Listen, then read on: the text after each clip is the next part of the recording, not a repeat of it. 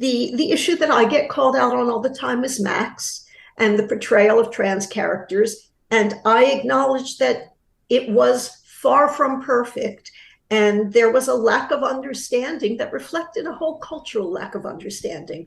I'm thrilled that in the new iteration of the L word, Marja got to readdress that character and make the kinds of, I don't want to say make amends, I just want to say acknowledge the present.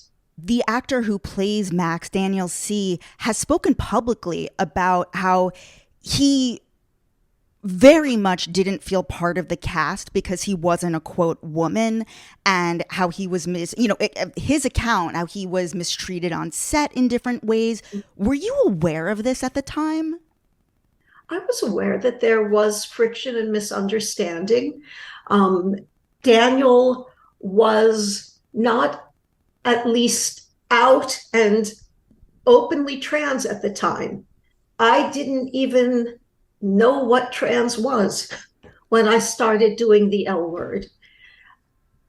And we were talking about masculine identity. We were talking about shades of identity. And then as we came to know more, we were interested in the idea that Max would come out as trans.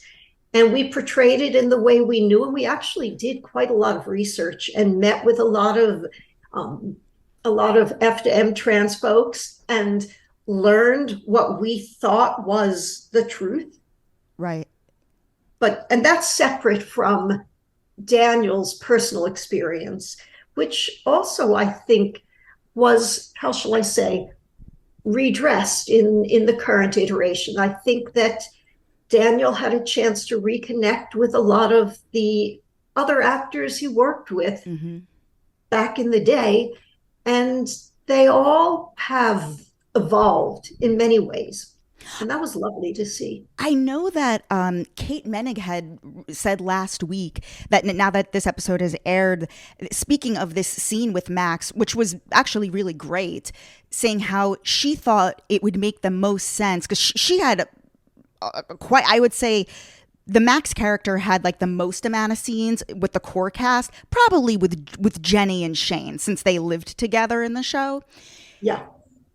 She was saying how it really would make the most sense to be like, to bring up the topic of Jenny, and how she was trying to fight for that, but like didn't win that.